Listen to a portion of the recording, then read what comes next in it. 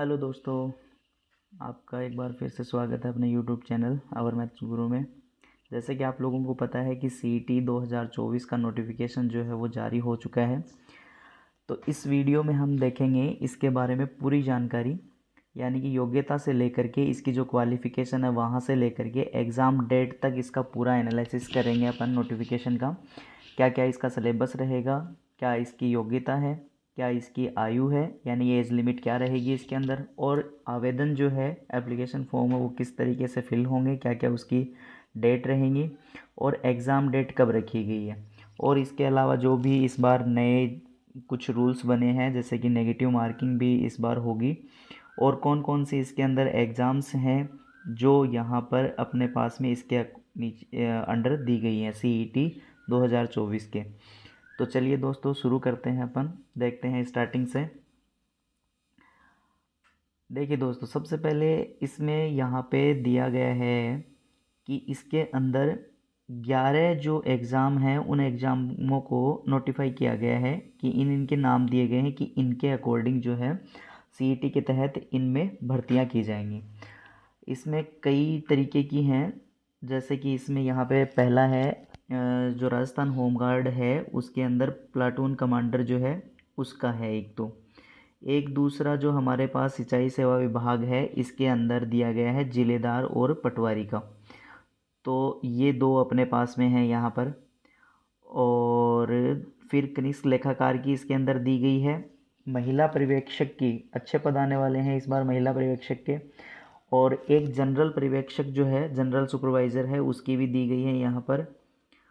और एक उप जेलर की है। छात्रावास अधीक्षक हॉस्टल वार्डन सेकंड ग्रेड के, जो अभी पिछली बार भी कुछ नोटिफिकेशन आया था इसका, तो इसका भी आएगा। और इस बार देखो, इस बार दोस्तों पटवारी को भी इसके अंदर शामिल किया गया है। पिछली बार जो सीईटी हुई थी उसमें पटवारी को शामिल नहीं किया गया था। ये वाली जो पटवारी है ये सिंचाई विभाग में है, ये पिछली बार भी इसमें शामिल था और इस बार भी इसमें शामिल है। लेकिन इस बार इसमें पटवारी को जो अपने भू अभिलेखागार है इसके अंदर जो अधीनस्थ सेवा है इनके अंदर जो पटवारी होते हैं उनको भी शामिल किया गया है। लगातार पिछले कई दिनों से नोटिफिकेशन आ रहा है या फिर न्यूज़पेपर्स में भी इसकी डिटेल्स आ रही हैं कि पटवारी के काफ़ी पद आने वाले हैं इस बार, अच्छी खासी भर्ती आने वाली है। जहाँ तक मेरा अनुमान है इसके अंदर आप लोगों को 2000 के तकरीबन पोस्ट देखने को मिलेंगी। आगे इसमें दे रखा है ग्राम विकास अधिकारी, यानी दोस्तों वीडियो का भी अभी इससे अच्छी वैकेंसी आएंगी। और एक दे रखा है कनिष्ठ लेखाकार जूनियर अकाउंटेंट, इसका भी यहाँ पे जिक्र किया गया है। तो इसके अंदर ये कुछ 11 पदों पे भर्तियाँ हैं, जो एग्ज़ाम हैं वो इसमें दिखाई गई हैं। आगे चलिए दोस्तों, अब इसके लिए क्या क्या योग्यताएं रखी गई हैं और किस तरीके से इसके अंदर और अदर डिटेल बताई गई हैं वो देखते हैं। यहाँ पे सामान्य पात्रता परीक्षा ग्रेजुएशन वाली जो है वो है, इसका नोटिफिकेशन है ये। यहाँ पर देखो दोस्तों, इसमें लिखा हुआ है कि बोर्ड परीक्षा में ये जो बोर्ड है इस बोर्ड द्वारा समस्त अभ्यर्थी अंक जो समान पात्रता परीक्षा में उपस्थित हुए थे प्रकाशित किया जाएगा। और वर्ष में केवल एक बार तो ये आयोजित होगी, ठीक है, एक बार तो आयोजित की ही जाएगी। समान पात्रता परीक्षा का स्कोर परिणाम दिनांक वर्ष अलग से होंगे और एक वर्ष के लिए मान्य होगा, केवल एक वर्ष के लिए मान्य होगा, एक वर्ष होते ही दोबारा परीक्षा की जाएगी इसकी। और फिर यहाँ पे लिखा गया है कि अभ्यर्थियों के पास पात्रता परीक्षा में अपना सुधारने का अवसर होगा। और ये देखो दोस्तों, यहाँ पे ये लिखा गया है कि समान पात्रता परीक्षा 2022 जो अभी पिछली सीईटी हुई थी उसकी अवधि परिणाम की दिनांक एक वर्ष पूर्ण हो जाने से समाप्त हो चुकी है। यानी कि पिछली जो सीईटी हुई थी 2022 में उसकी वैलिडिटी यहाँ पे ख़त्म हो गई है दोस्तों। तो वैलिडिटी ख़त्म हो गई है, साफ साफ यहाँ पे इसको लिखा गया है कि वैलिडिटी उसकी ख़त्म हो गई है। तो वैलिडिटी ख़त्म हो गई, इसका मतलब अब जो सीईटी होने वाली है ये सबको कर देनी पड़ेगी, यानी कि सब इसमें हिस्सा लेंगे, क्योंकि पिछली वाली है उसको तो इन्होंने कर ही दिया है, समाप्त कर दिया है। तो इसका मतलब अब जो ये सीईटी होगी 2024 की ये सभी को देनी पड़ेगी। इसमें जो स्कोर बनेगा उसके हिसाब से फिर आगे की जो वैकेंसी है उनमें उनको आवेदन के हकदार होंगे। आगे चलिए दोस्तों, आगे इसमें अपन देखते हैं कि यहाँ पर अपने पास में एक ये दिखाया गया है कि यदि सीईटी, यहाँ देखिए दोस्तों, यदि सीईटी, जो जो मुख्य बातें हैं इस नोटिफिकेशन में मैं वो यहाँ पे आप लोगों को रिपीट कर रहा हूँ, समझाने की कोशिश कर रहा हूँ कि यदि वह सीईटी स्नातक में न्यूनतम 40% अंक प्राप्त करने में विफल रहता है, तथापि अनुसूचित जनजातीय जाति और जनजातियों के अभ्यर्थियों के लिए न्यूनतम 5% तक की स्थलीकरण उपलब्ध रहेगा। देखिए दोस्तों, अगर इसमें ये बोल रहा है कि यदि वो जो आवेदक है, जो स्टूडेंट यहाँ पे अप्लाई करेगा या फिर जो एग्ज़ाम देगा, उसको न्यूनतम 40% अंक लाने होंगे। अगर 40% अंक नहीं ला पाता है तो वो यहाँ से डिस्क्वालीफाई हो जाएगा। और जो SC ST के जो विद्यार्थी हैं, अनुसूचित जाति और जनजाति, उनको 5% की यहाँ पे छूट रहेगी। 5% की छूट रहने का मतलब ये है दोस्तों कि उनको क्वालिफाइंग जो मार्क्स है वो कितने रखे गए हैं, 35% रखे गए हैं। और यहाँ पे दोस्तों मार्क्स की बात चल रही है तो एक बात और बता दूं कि इस बार यहाँ पे नेगेटिव मार्किंग भी रखी गई है, और नेगेटिव मार्किंग 1/3 रखी गई है, और जिसकी चर्चा अभी अपन आगे करेंगे। ठीक है दोस्तों, तो यहाँ पे इसमें न्यूनतम 40% रखा गया है। 40% आप लोगों को लाने ही पड़ेंगे अगर आप लोग इस एग्ज़ाम को पास करना चाहते हैं। तो आगे चलिए दोस्तों, आगे इसमें और कोई मोस्ट यहाँ पे सब इसे SSOID से और 1 टाइम रजिस्ट्रेशन है, इनसे इसका आवेदन किया जाएगा।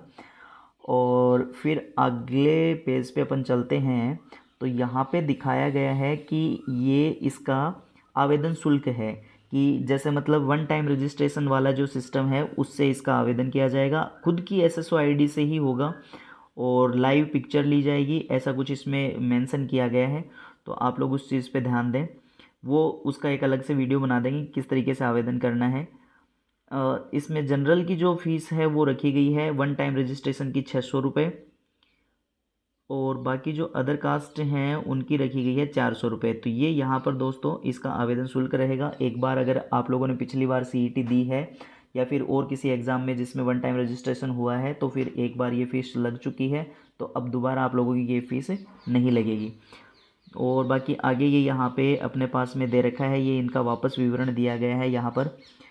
तो इसको अपन आगे चलते हैं, आगे वाले पेज पे लेंगे। तो यहाँ पर देखो दोस्तों, इस पेज पे लिखा गया है शैक्षणिक योग्यता, यानी कि इसमें योग्यता क्या क्या रहेंगी। ये जो है इस क्वालिफाई जो CET एग्ज़ाम है इसके अंदर कौन आवेदन करेगा, पात्रता क्या है इसकी, शैक्षणिक योग्यताएं क्या क्या है। तो ग्रेजुएशन बेस है, ग्रेजुएशन बेस है तो इसका मतलब साफ साफ पता ही है आप लोगों को, इसके अंदर ग्रेजुएशन जो है स्नातक है वो आप लोगों की कंप्लीट होनी चाहिए। अगर आप लोगों की यहाँ पे स्नातक कंप्लीट नहीं है या फिर आप लोग अपीयरिंग में है तो वो भी यहाँ पर आवेदन कर सकता है। आवेदन करने के लिए आप लोगों का लास्ट ईयर में होना ज़रूरी है। अगर आप लोग फाइनल ईयर में हैं तो आप लोग इसके लिए आवेदन कर सकते हैं। इसमें देखो, इसमें ये लिख रखा है यहाँ पर कि स्नातक स्तर में सम्मिलित सेवाओं के लिए मुख्य परीक्षा हेतु जारी विज्ञापन की शैक्षणिक योग्यताएं ये दी गई हैं।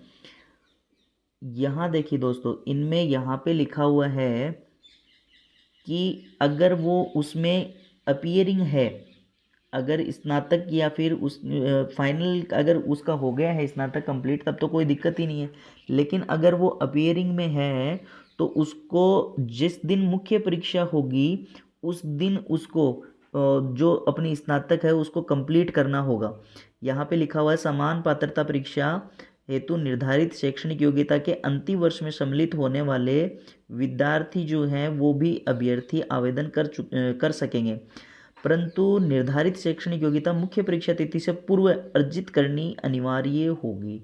यानी कि जिस भी एग्ज़ाम इस CET के अंतर्गत जो भी एग्ज़ाम होंगी उसकी जो भी मुख्य परीक्षा होगी, जैसे कि मान लो कि पटवारी की परीक्षा होगी तो पटवारी की परीक्षा जिस दिन भी होगी उस एग्ज़ाम से पहले पहले आप लोगों को क्वालिफाई करनी पड़ेगी। आप लोगों की कॉलेज जो है वो कंप्लीट हो जानी चाहिए, फाइनल की डिग्री आप लोगों के हाथ में होनी चाहिए। अब जैसे मतलब मेरा ये मानना है दोस्तों कि अगर आप लोग अपीयरिंग में हैं और आप लोगों की जैसे लास्ट ईयर चल रही है तो आप लोगों को इसके लिए ज़रूर अप्लाई करना चाहिए। अगर डिग्री आए नहीं आए वो बाद की बात है, लेकिन आप लोग अप्लाई ज़रूर कीजिए ताकि एग्ज़ाम इसमें आप लोग दे सको, किस तरीके के क्वेश्चंस आते हैं उनका आप लोगों को पता चल सके। तो आप लोग इसके लिए आवेदन जरूर करें। तो स्नातक है और कॉलेज ग्रेजुएशन आप लोगों की कंप्लीट होनी चाहिए। अपीयरिंग वाले हैं वो फिल कर सकते हैं। जब भी एग्ज़ाम होगी उससे पहले आप लोगों की डिग्री कंप्लीट होनी चाहिए। आगे चलिए दोस्तों, यहाँ पे दिया गया है एज लिमिट। एज लिमिट में आप लोगों को लिखा गया है, वैसे तो राजस्थान की जो लगभग भर्तियां होती हैं उसमें एक ही होता है 18 से लेकर के 40 वर्ष तक, लेकिन इसके अंदर क्या क्या छूट दी गई है वो देखिए।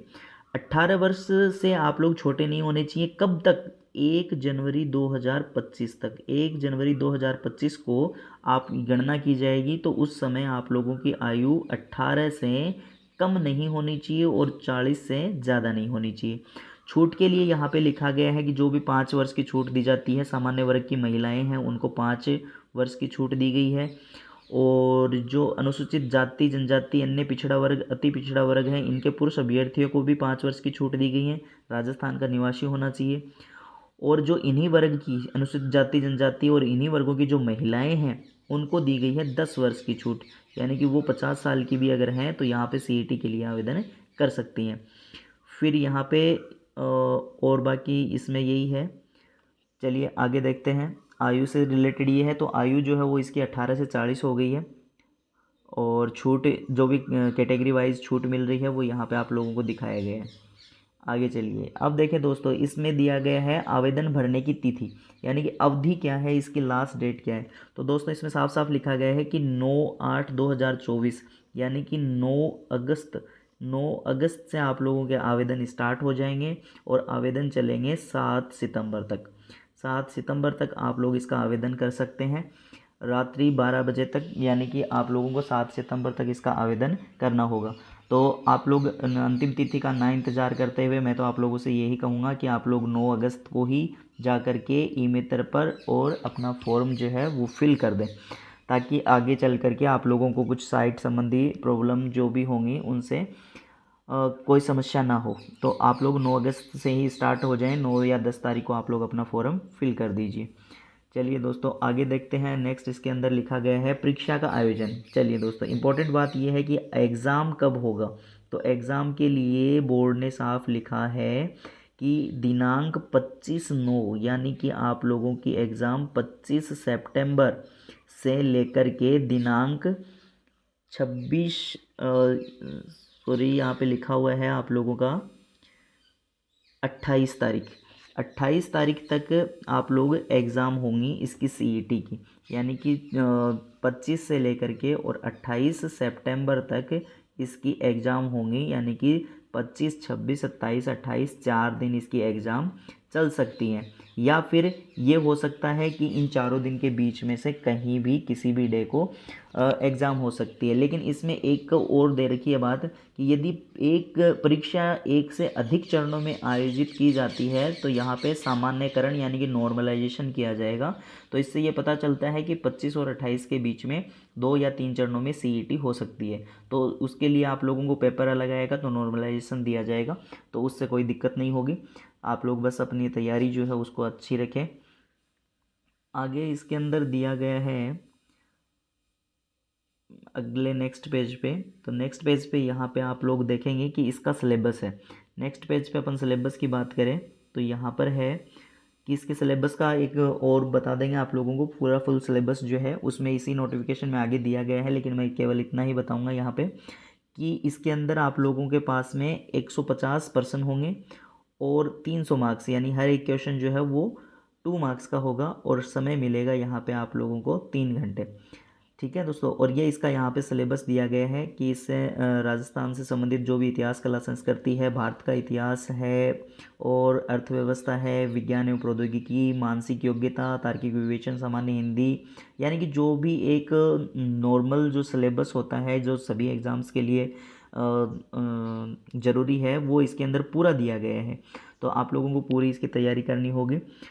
और स्तर जो है वो इस बार कुछ अच्छा खासा दिख रहा है, ऐसे लग रहा है कि कुछ अच्छा स्तर आएगा आप लोगों का पेपर का, क्योंकि इसमें जो दिया गया है कि यहाँ पे 1/3 भाग ऋणात्मक अंकन किया जाएगा। तो ऋणात्मक अंकन आप लोगों का 1/3 होगा। तो इससे ये पता चल रहा है कि अगर नॉर्मलाइजेशन भी बात कर रहे हैं और नेगेटिव मार्किंग की भी बात कर रहे हैं, सिलेबस पूरा है, तो इसका मतलब इस बार पेपर जो है वो ठीक ठाक बनेगा। ठीक ठाक बनने का मतलब ये है कि अच्छा लेवल आएगा, तो आप लोगों को तैयारी भी अच्छी करनी पड़ेगी। ठीक है दोस्तों, तो आशा करता हूँ दोस्तों आप लोगों को यहाँ पे अच्छी तरीके से ये चीज़ें समझ में आ गई होंगी। एक बार मोटा मोटा अगर अपन देखें तो क्वालिफ़िकेशन आप लोगों की ग्रेजुएशन होनी चाहिए। ग्रेजुएशन अपीयरिंग अगर हैं तो आप लोग अप्लाई ज़रूर करें। एज लिमिट जो है वो है 18 to 40, यहाँ पे आप लोगों की एज लिमिट है। छूट है वो कैटेगरी वाइज है, वो आप लोगों को बता दी है, वो आप लोग देख लेना। और इसके अंदर आप लोगों की जो डेट है आवेदन करने की, अप्लाई करने की डेट है, वो आप लोगों की 9 अगस्त से स्टार्ट हो जाएंगे। और एग्ज़ाम डेट जो है वो आप लोगों ने देखा कि 25 सितंबर से लेकर के और 28 सितंबर तक है। तो आप लोग इसका भी ध्यान रखें और अपनी तैयारी जो है वो अच्छी करें। वन टाइम रजिस्ट्रेशन में आवेदन शुल्क आप लोगों का रहेगा 600 और 400, तो उसके अकॉर्डिंग देख लें। और इस बार नेगेटिव मार्किंग है उसको ज़रूर याद रखें, उसके अकॉर्डिंग तैयारी करें। 1/3 भाग में माइनस मार्किंग होगी। और इसकी जो भी इम्पोर्टेंट बातें थी वो अपने इसके अंदर देखी। सिलेबस है वो भी इसके अंदर नोटिफिकेशन के अंदर है, एक बार थोड़ा सा मोटा मोटा दे दिया, आप लोगों को बता दिया। 300 मार्क्स का पेपर होगा, यहाँ पे 150 क्वेश्चन आएंगे, 3 घंटे का टाइम मिलेगा। तो पूरा आप लोगों का इसमें दिया हुआ है, तो आप लोग अच्छे से इसकी तैयारी करें और आवेदन आप लोग समय रहते ज़रूर करें। ठीक है, ओके दोस्तों, तो चलिए मिलते हैं नेक्स्ट वीडियो में। अगर वीडियो पसंद आया हो तो चैनल को ज़रूर सब्सक्राइब करें। सीईटी और अदर जो कम्पिटिटिव एग्ज़ाम हैं उनसे रिलेटेड आप लोगों को जल्दी से जल्दी यहाँ पे सूचना दी जाएगी, नोटिफिकेशन मिलता रहेगा।